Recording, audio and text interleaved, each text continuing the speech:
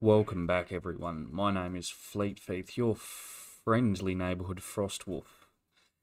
And today, we're taking a look at a bit of a new game. Coming out sometime coming to the close end of last year, I believe, 2022. This is Floodland, quaint, cosy, new little city builder slash survival game, whose difficulty honestly reminds me of the merciless, absolutely unforgiving pleasure that is Frostpunk. This game we have before us today, I've in 6.5 hours of basically trying to get used to it. I've had 5 playthroughs, and I've failed every single one. So I don't expect today's going to be any different. We're going to give it a good little crack. So if you guys don't know much about this game, as I said, I believe it came out close to the end of last year. It might have been October or November, maybe even early December of 2022. It's from Vile Monarch. It's a small, quaint little game studio. This is sort of their big breakout game, I guess you could say. It sort of seems like it, the amount of detail that's gone into it and about the amount of reception that it's had. And yeah, it's a lot of fun. It's absolutely brutal. Again, like I was saying before, it reminds me a lot of Frostpunk, just in the unforgiving nature, should I say, of the game. There's no holes barred, and one misstep can spell the end for you and your settlers, you and your people, your clans. So we're gonna jump in. There we are, new game. So as you can see, we've got 4 different clans we can start as, sort of play from. Eventually, all of these clans, you find them across the map. They will join you. They've each got vying ideals, each got their own beliefs, and each got their own traits. So first you got the good neighbours. These guys are old world liberty. And what that means is they, as it sort of says here, they value freedom and decentralisation. They're a very, I want to say socialist, but they're a very individualist style of playthrough. They believe in, personal freedoms, and they don't put as high a value on stuff like police and centralised healthcare. What they believe in is more sort of everyone works together as a community, but it's kind of fend for yourself and trust in your fellow man. You can see, so they got this little readout here, and you can see they've got their certain clan traits, which, can be a little bit helpful here and there, depending. Obviously, water's important, and yeah. Next one is the Oak Hill Survivors. Now, these guys believe in old world unity, and what the old world part of this means is because Floodland is set in a post-apocalyptic world where basically everything's flooded. There's a lot of pollution, there's a lot of bad stuff, and old world is pre-apocalypse system of belief. Kind of like, I guess, here in Australia, like you'd still be following, the Labor beliefs or the Liberal beliefs or the Greens or the Commies or whatever you want to do. Unity, honestly, I believe serves a much better purpose in this game. But it depends on what sort of playthrough you're vying for. Unity gives you a lot more control and a lot more order, at the risk of pissing off those that believe in liberty. And it sort of just is what it is. So these are the Oak Hill Survivors. They're an old world Unity clan. They believe in, hierarchy and structure, following traditional values that they think were long proven before the event. And the event is this great apocalypse that has happened. A couple of their clan traits. Drill Sergeant increases clan members' walking speed by 20%. Is kind of helpful, I guess. Sort of, if you want to, move resources and get stuff done. And ascetic, so these guys eat less food. That is a extremely helpful trait in this game. You'll notice once I start playing that food and water are of the utmost priority. If anyone has played Frostpunk, especially food, you will know what I mean. It is number one, numero uno. If you do not have food, you are screwed. Hey, that rhymed. There we go. Starting the episode off with a bang. Then we've got the Fire Brigade. These are New World Liberty. Now, difference being between old and new is these guys over here, the old world stuff, believe in things they believe were proven before the event. The New World ones, which are these two, believe in those systems didn't work, they never worked. This is our take at, liberty and unity. This is our group's belief system and how we've sort of taken it and gone ahead. So this is the Fire Brigade. They are New World Liberty. They're based on freedom, science, and personal growth. They want a community that rejects prejudice and superstition, working together to rebuild a world that's organised better than the old one. Not a bad clan, and they come with some really decent traits. Well, yeah, they do. Reducing the effects of crime by 50% is a huge margin, because when your people start getting angry, they will start stealing stuff and they will start belting the living hell out of each other, which is not good. So, it really does. 50%, that's a huge, offset to your crime rate. And resilient, you're going to be dealing with all sorts of diseases and infections during your playthrough. We're probably going to see one or two in this bit of an episode. Resilient is huge because it's going to stop any diseases, any infections, anything from going to the point of just being, oh, I'm sick or I'm ill, to being, holy crap, I'm about to die. So it kind of helps with that. And the last one, which is New World Unity, this is a group called Burkett 3. New World Unity, a clan that recognises science and rational thinking along with order and security. They believe in hard work, strong leadership, and well-defined rules. They see the old world's mistakes as the reason it fell. These guys, Burkett 3, are my favourite clan to play. I played all four of the clans, at least started as them, over my, 4, 5, 6 playthroughs. And Burkett 3 probably have to be, at least in my mind, the best clan there is. And it's not so much for the clan traits, because obviously they've got their clan traits here. There's 5 different specializations. All the clans have the same 5 that they can access. These Burkett 3 just start with 1 level in precision, which I think adds bonuses to certain roles. I think the sawmill is one of them. So people employed in a precision specialization in certain buildings, in certain roles, are a little bit more effective at their jobs. And searching and collecting resources, it doesn't matter how well your production chains get, how sort of well built they are and how efficient they are, you're still always going to be searching and collecting. So this is an absolutely marvellous little bit of help from a trait here.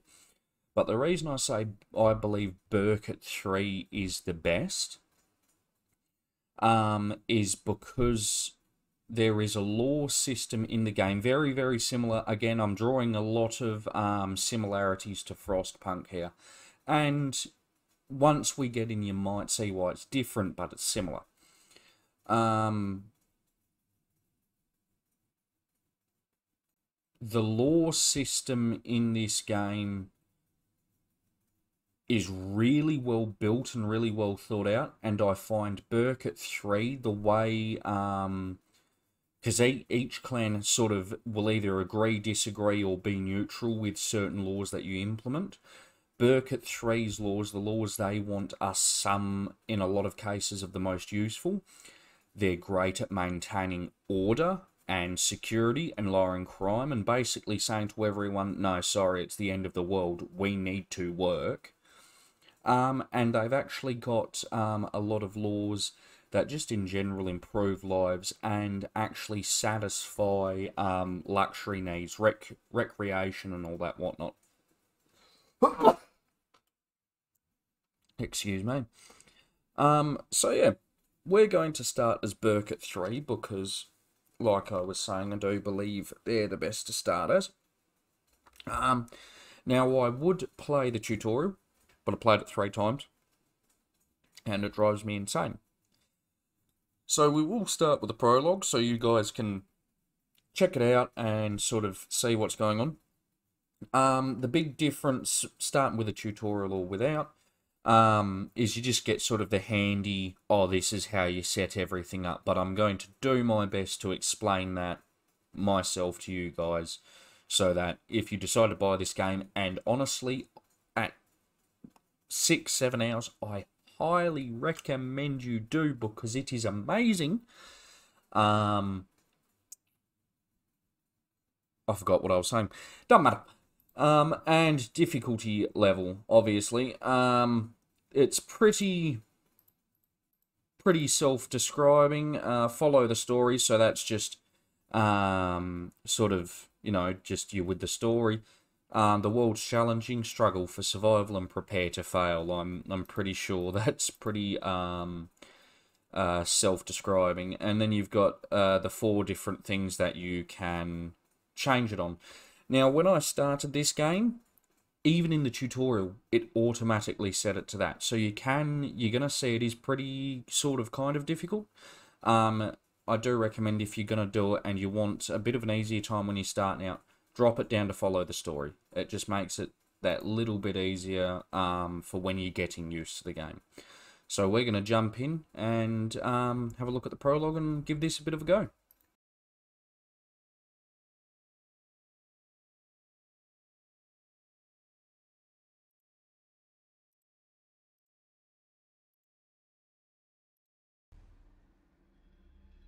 Some think the event was the cause, but it all began long before. I remember the times of confusion and strife. I heard the silence that drowned the screams. The event, it was simply the final blow. Some say those in charge failed us. Others, that we are all to blame. But we dwell too much on what's behind.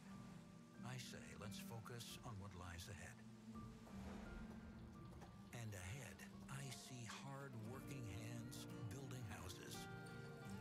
I see strong backs carrying food. And smiles. The smiles that greet newcomers.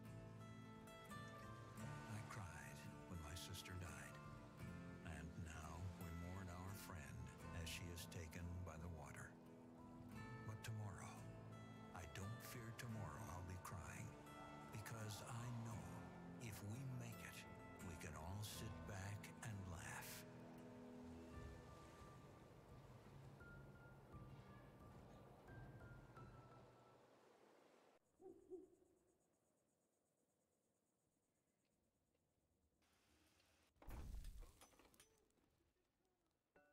So this is the beginning of Floodland. Now, I'm actually surprised we only started with one encampment this time. Normally you start with two, but this is much closer to what you guys will experience in the tutorial. And I am sorry if the sounds in the voice in the prologue was a little bit quiet there. I do have everything turned down for when I'm playing solo, not recording. But yeah, I tried to turn it up so it might be a bit easier for you guys to hear. So this is what the game sort of looks like. You got a lot of fog of war around the map, all sorts of different places and room to explore. And this is our little encampment. You can see there's all sorts of things around here, but we'll run through the UI first. So there's your menu, your population. So this is, you know, total population versus how many idle. The one big thing this game sort of doesn't show you right in your face is how many people you have without homes. You'll get a little ding here over in the sort of issues. These are immediate things that require your attention that'll show you, but I kind of wish there might be something up here, but that's okay. It's a pretty minor issue. You've got influence. This is used to sign new laws and sway decisions of your people in certain ways that might be more beneficial to you than all the other default options. And a lot of times it is really, really, really helpful. You've got your research, so it's basically your science points. Obviously another thing very, very important in your playthrough. You can't advance, you can't move forward. And that's, as it says, they're gained by studying old world relics. You don't have to worry, they're actually decently common. You do get a few here and there. Continuing on, you've got risky food, so this is, you know, fish that you've caught or whatever it may be. As it says, eating it might lead to food poisoning, but it's better than not starving. Which is pretty well true. A lot of your people can get sick and they're going to be unhappy about eating it. And that's why you prepare it in kitchens and turn it into safe food. You can see these lovely little bowls of food here. Obviously, much more healthy for your people to consume. You've got your potable water levels, so drinking water and all that sort of stuff. Lumber, this is your wood, and rubbish. These two are your starting early game building resources, more or less. This bar does eventually fill out. There's, I think, close to about 24 different resources and items and stuff that you can collect. But just for now, we're just going to be stuck with this. Obviously, you've got your pause, play, and your speed ups. You've got your time of your day and how many days you've been going. Issues, which is, like I said, anything that requires your attention. You've got your task list and your district information, which we don't have unlocked yet because it's not really pertinent at the start of the game. Down here, we've got our dude. This is you don't play as the clan leader. You're sort of, the clan leader works under you. You're sort of like the president or prime minister or whatever you want to say. And this is the clan leader over here, Burkup 3. Every now and then he'll have comments for us. They might just be general comments about something going on or remembering something about before the event. Or it might be in response to a law or arguing with another clan leader once we pick them up, and that does happen pretty often. Down here we can see our clan profile, and it's pretty self-explanatory, but we'll run through it. So water, food, and health. So this is the general overall consensus for the population of this clan. Now, populations of the clan will decrease and increase over time depending on when you pick up new members, if people die, if people leave, all of that sort of stuff. I've noticed, I think the only thing that they don't have in-game yet is births and natural pop growth. But with the timeline this game sort of follows, I don't think that's going to be a thing. I think it's the people on the map, or what you get. But I haven't, across my playthroughs, I haven't explored probably more than about 15% of the map. And you are reasonably well inundated with new people, so I don't think a lack of manpower is going to be an issue. Over here you can see clan member specializations. So you can see the experience level for this particular clan. This experience level can be driven up by books that you find. They're textbooks, they're studied in your research facility, and they increase the experience of the clan. Once it gets to, you know, the number shown on the right, you can put a point into one of these 5 stats down here. As you can see from our clan trait that I spoke about earlier, we've already got one in precision, and these each do a certain thing. If you want to have a pause and have a quick read through, you can. Elsewise, you'll see it when you jump into the game. Over on the right, we've got 3 different sections. It looks like 2, it's actually 3. You've got your unrest, so basically how unhappy this particular clan is. You've got your recreation, so luxury needs, basically. If they've got parks, if they've got places to socialise and have fun and all that sort of crap.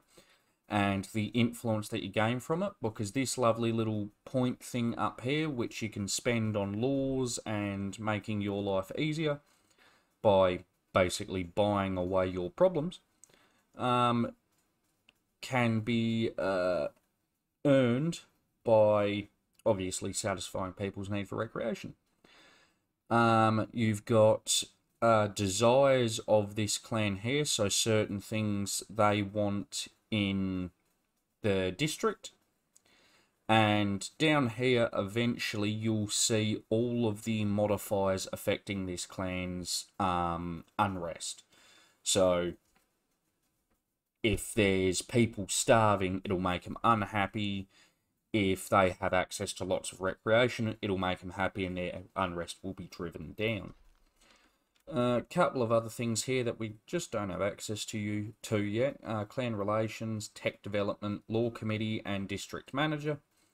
You can district information, district manager, same thing. And we'll get to these hopefully sometime this session. You've got your search and explore, so going out looking for resources and other bits and pieces. You've got your build menu and your roads. That's pretty much it for the UI, so we're going to dive in and start getting some stuff done since we're 24 minutes into the episode. A new beginning. We've arrived. This is where the scouts sent up those flares. It looks like they were right. They found the signs I had told them to look for. As you can see over here, we've now had a little pop-up talking about food from Phil Johnson. So you get little bits and pieces like that. Okay, so blah, blah, blah, blah, blah. Gather a safe food supply before you set up camp. Well, that is definitely doing. Prologue, stationary travellers. Alrighty. Oh, because we did the prologue, that's why we've started without that second storage. That's okay. It'll give you guys a much better view of what things look like. So what we're doing here is we're just sending out some scouts.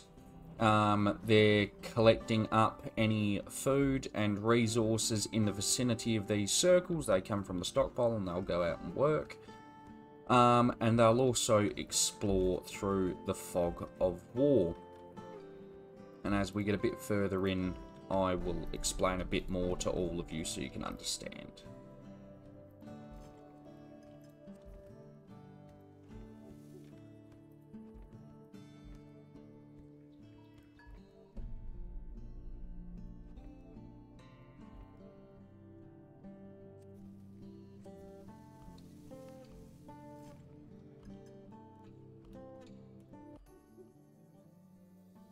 Okay, here we go. New beginning. Gather a safe supply of food. All done. Back together. Find the scouts hiding in the nearby ruins.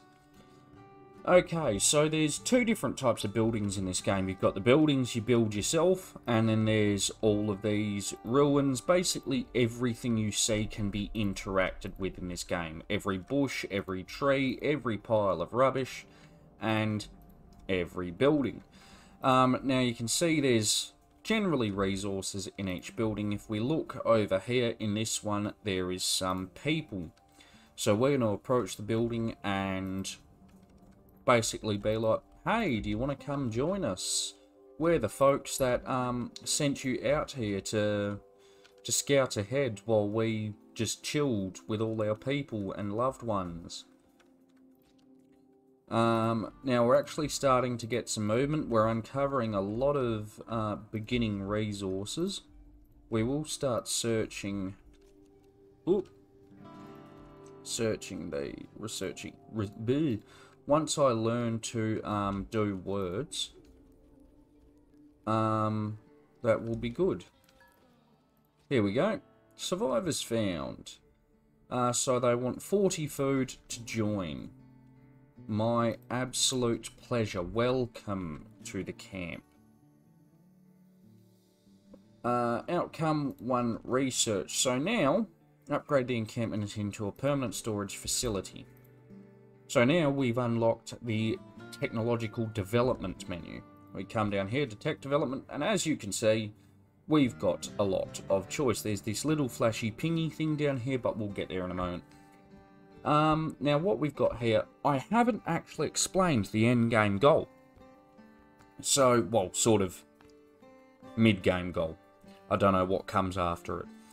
The whole goal of the game, sort of, that I know so far, is to find a place called the Rebirth Power Station. That music is kind of loud, is it not?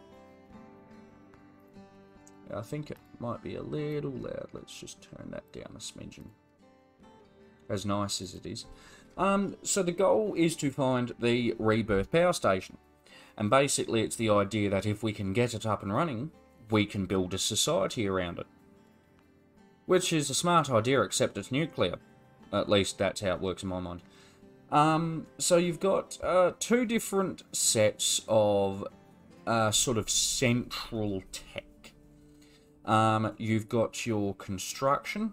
So basically, as you go up, this is your construction tiers. Every new tier unlocks a new layer of things you can do out of these 4 menus. New buildings, new skills, new bits and pieces. And then on the inside, you've got the things that you have to develop that will allow you to basically rebuild and bring online the power plant. I did not mean to do that. So here you've got also got the 4 different branches of technology. You've got growth, which is more or less devoted to your 2 basic resources and research and plastics and whatnot. You've got survival, once it wants to go there, which is sort of all about food and herbs and all that sort of stuff. You've got exploration, which kind of speaks for itself. It's explore on the map. It's things to expand your borders and bring in new resources. And you've got well-being, which is health, electricity, and housing. What we're going to do is we're going to come to exploration to start off with and get the small storage. We're going to spend our 1 point and develop it. Then we're going to come in here and upgrade this to a small storage so that we can set up a permanent base. And while that's happening, we will keep searching.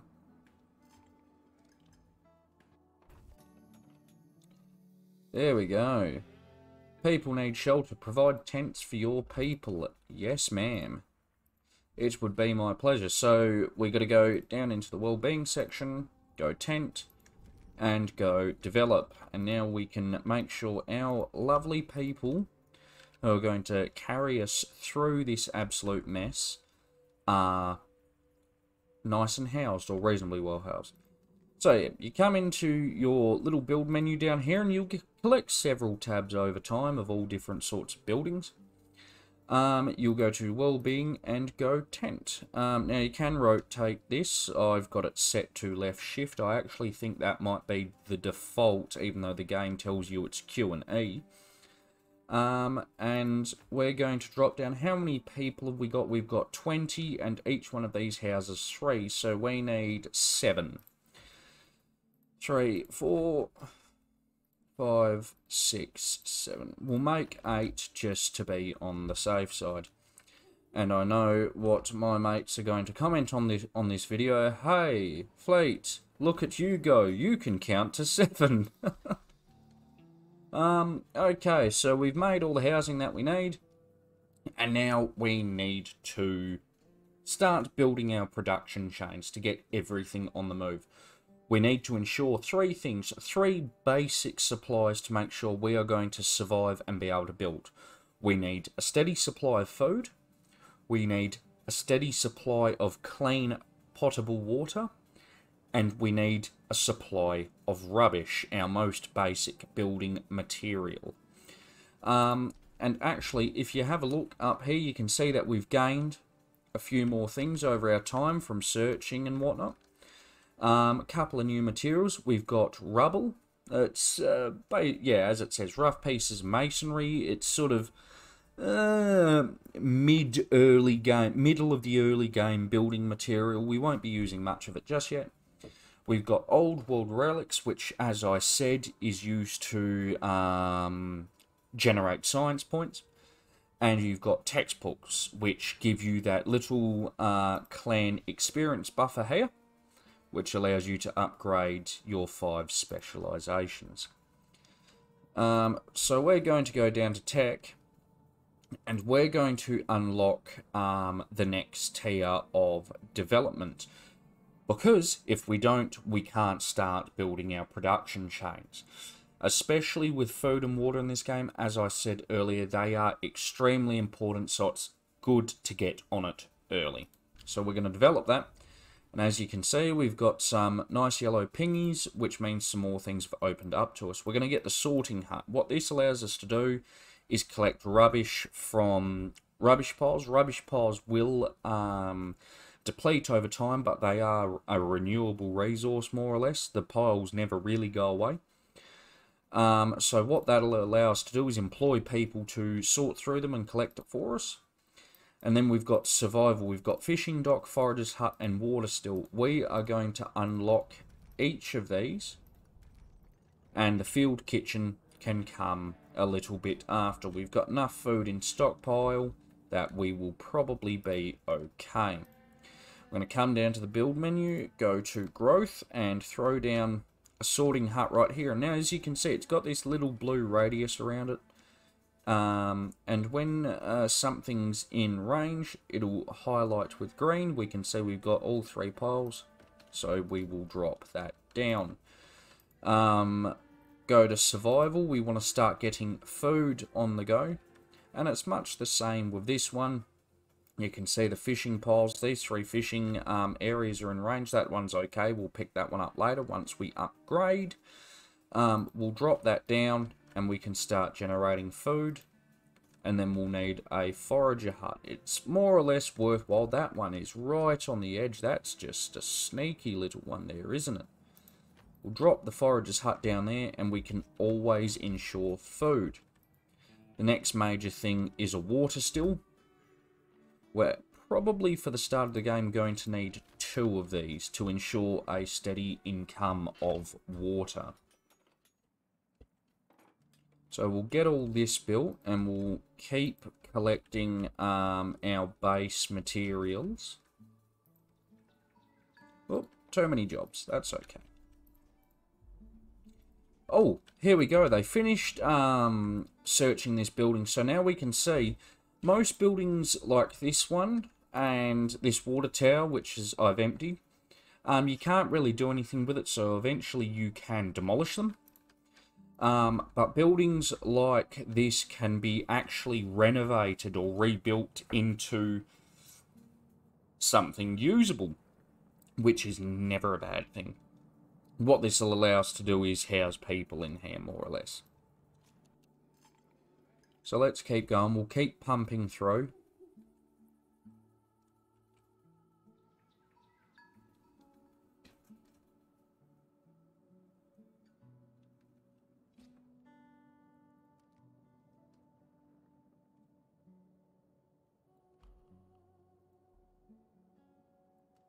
Alright, so as you can see here, what's happened is we've actually run out of rubbish, which is needed for all of these buildings.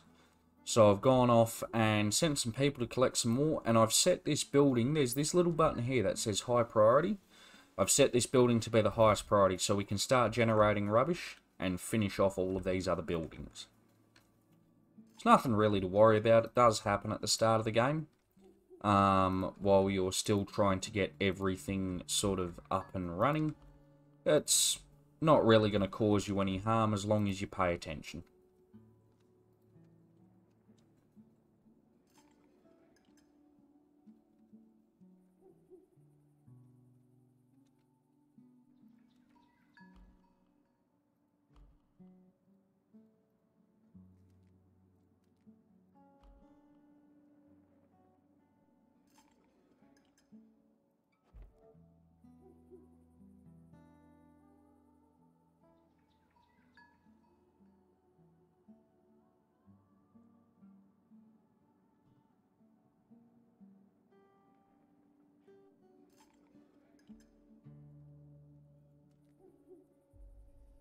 As you can see, we've also found another little building here that we're going to be able to search to gain some more resources and other bits and pieces.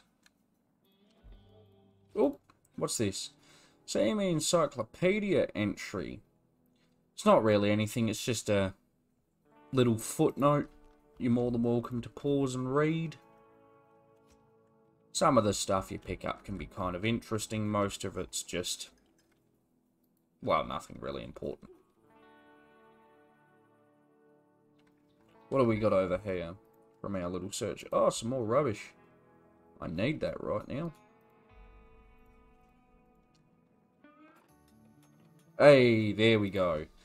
Picked up 18 research. Provide a place for people to study and gain enough research. Okay. We're going to go in here. Oh, we can unlock the next tier, but we're not going to do that just yet because we need the field kitchen. Why is it still yellow? I don't know. And what do we need? We need the study, so we need to develop wood, and we will get the study. It is going to be very highly important for us to start research as soon as possible. So we'll drop the study down there.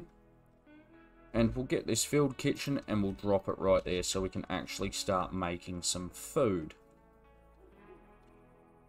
It's always important to keep these production chains going. It's also very important to make sure as many of your people are employed as possible. You don't want people standing idle. If it's, you know, 2 or 3, maybe 4, it's not too bad. You've got some people to float. But you don't want large swaths of your people standing around doing nothing. You're only sort of harming your economy that way. Got any more resources laying around? We got some berries, we got some garbage. Bit more garbage down there. Another little bit down there.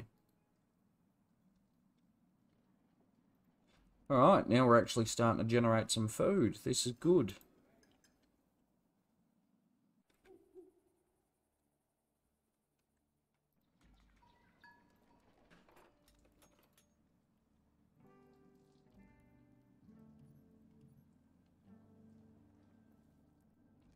Alright, give me one of those, and we'll put you over there. Water's more important than science.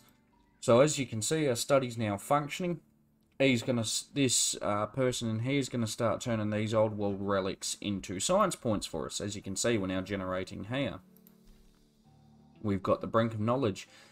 Set up a specialised work post for people with certain specialisations. Set up a learning environment for people to develop their specialisations. Increase fortitude among people. Fill one of the specialised work posts. Now, what this means is it's asking us to Okay, so there's a couple of things we got to do. We're going to go into growth and develop academy.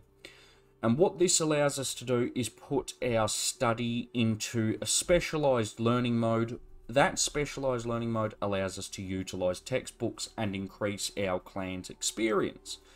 So that is going to be an absolute priority. Where are we? Please go away. What is in here that's still flashing? I've got no idea. The next thing we're going to do is we're going to get the logging hut. Because eventually, once we've got a specialist, we can employ them at the logging hut. Where else are we? That's about all we need for now. So we're going to crack a lack on. We'll throw a logging hut down here, right in amongst all those trees, and we will set this over to academy mode so that we can get some textbooks pumped out. And what that's going to allow us to do once those textbooks are studied is increase this fortitude one. I don't know why they choose fortitude. It's just what they do. I do not understand it, but that is okay. And also, can we get the updated? We can't get the upgraded fishing hut just yet. That's okay. We only need to research these 3 textbooks and then we can switch back to the study mode anyway. There we go. Burkett 3 are ready to develop their specialisation. So we're going to come in here. As you can see, this meter's full. We're actually well and truly over it. And we're going to click Fortitude and go Improve Specialisation.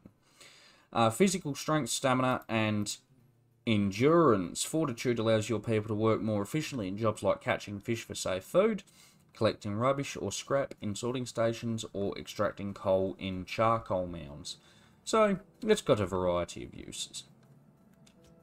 You can see now we've completed two of the different quests.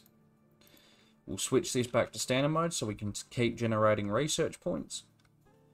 And we'll keep working to get this all finished up.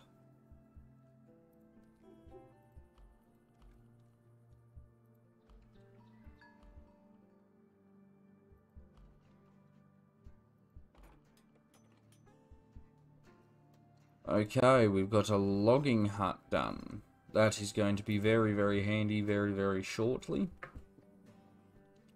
And now we can get the fishing wharf.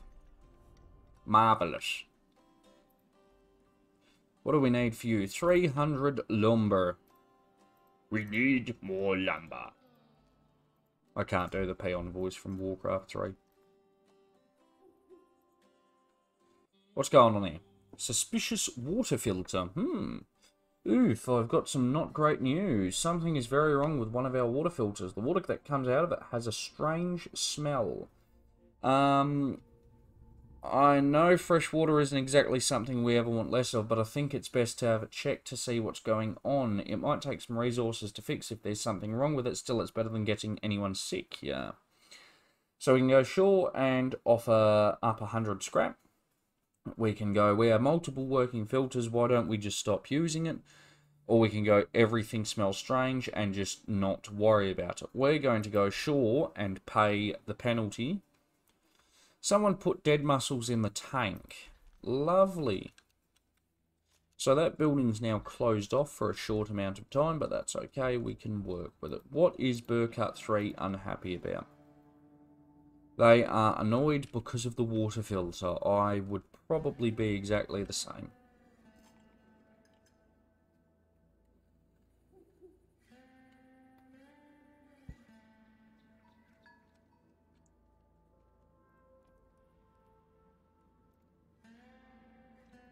Alright, let's get these logs pumped out, yeah?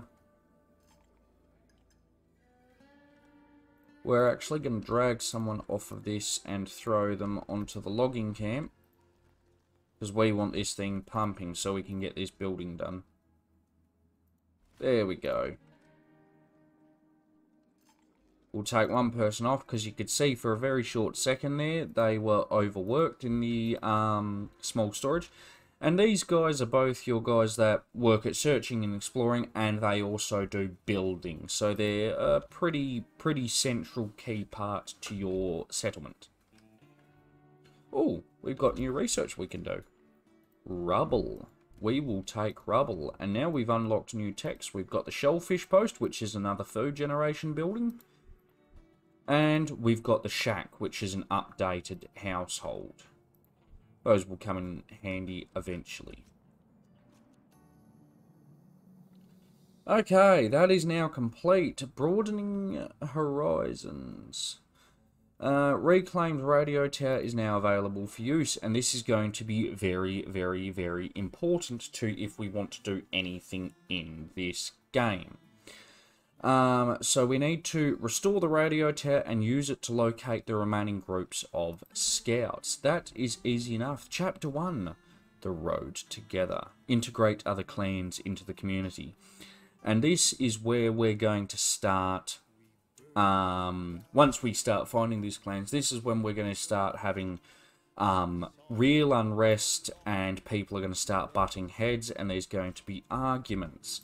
These are all things we will have to manage as we continue on. And we're going to get this small storage, and we're going to drop it down there, because as you can see by this ring, there's another one here for this small storage. It increases basically our bandwidth, the size of our settlement, the area we can colonize, and our normal people that aren't explorers can work in.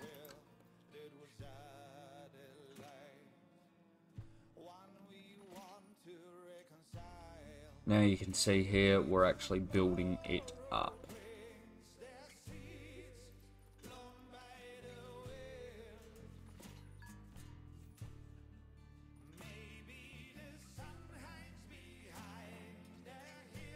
Alright, so the small storage is now officially built. We've got no spare workers, and these guys have no old world relics, so we're going to take them off there, and we're going to take the woodcutter off too to staff this storage.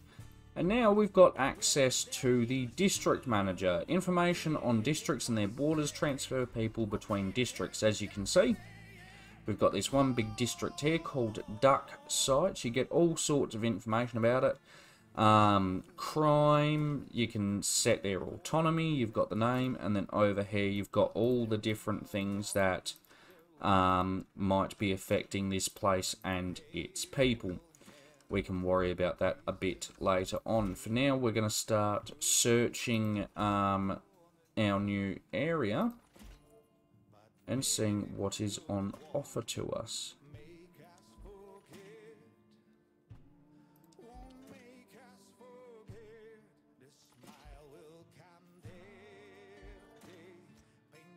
So we'll send all of our people out to go and have a wee little gaze. Oh, and there's another one. Live too far from the workplace. So that's these people. They live too far. All obviously their homes are over here and they work over here. So we're going to have to start dropping down a couple of houses, a couple of shacks, and we'll drop them down along there. And as you can see now, we're unearthing some new buildings, which we will be able to get some resources out of. What have we got in growth and well-being? The medical tent, and nothing. Oh no, growth, not survival. The sorting lodge, which is just a bigger sorting hut. Ooh, here we go. This is what you'll find is another clan. But we will worry about that in a smidgen of a moment. We'll just start getting this place sort of... Actually, no, we can pick them up now.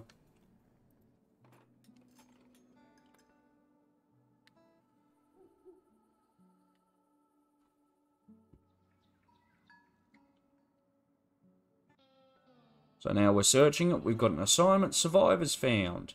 There are people hiding in these ruins.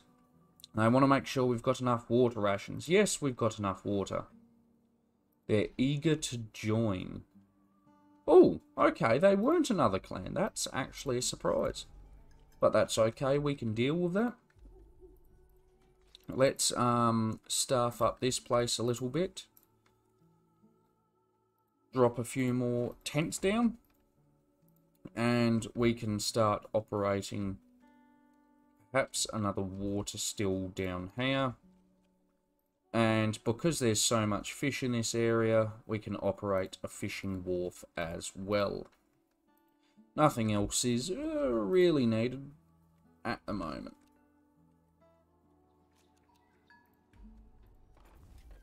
You'll notice I'm streaming through this game on really high speed. It's just on low speed it does move exceptionally slow.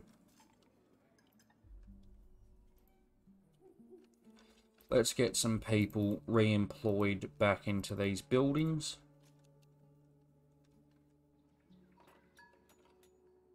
Oop, there's an autosave.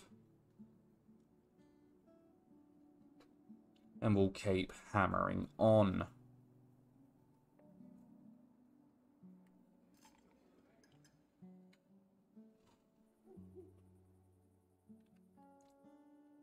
Lots of resources in the bank now. A couple of new ones. I'll go through and explain them. So you've got medications are used for curing infections. God, I cannot speak this morning. Really, really useful. You will stock up a fair few, and eventually you can make them yourself.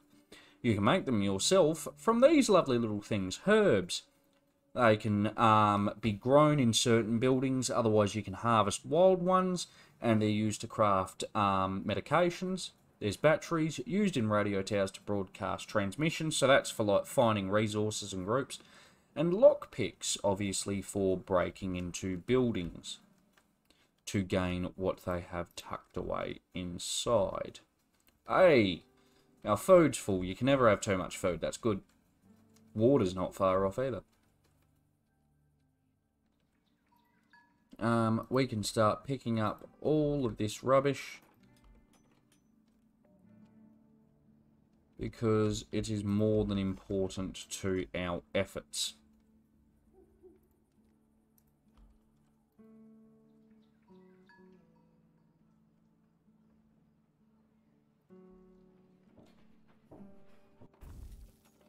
There we go. Very nice.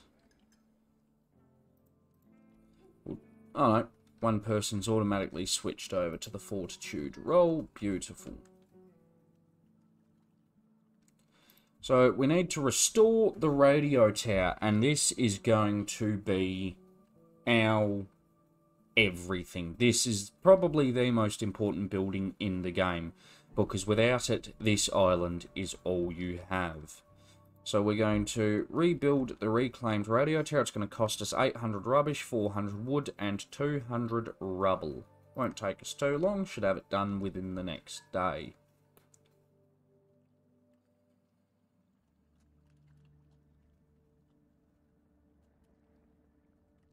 It's interesting, the art style for this game. I really love the amount of detail they put into everything. All of the schools of fish, every single piece of rubble, all the different buildings. It's just such a gorgeous game. The art style's amazing.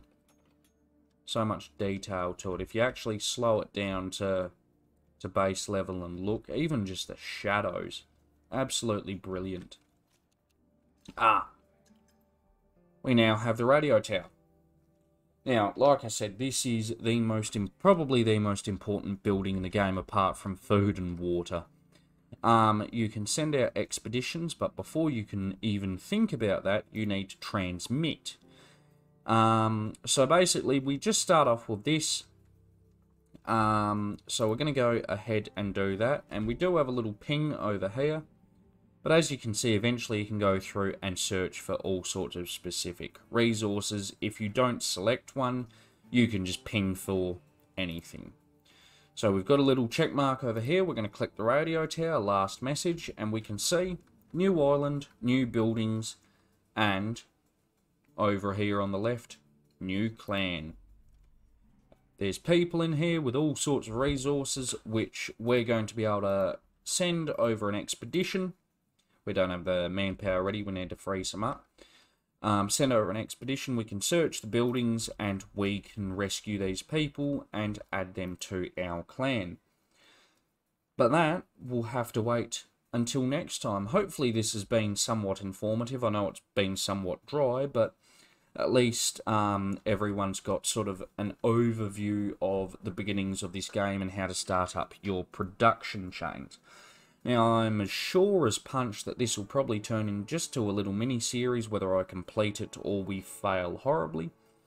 But we will just have to see what time brings. So I hope you've all enjoyed. If you thought this was at least informative, please drop a like and a comment down below. Let me know what you like.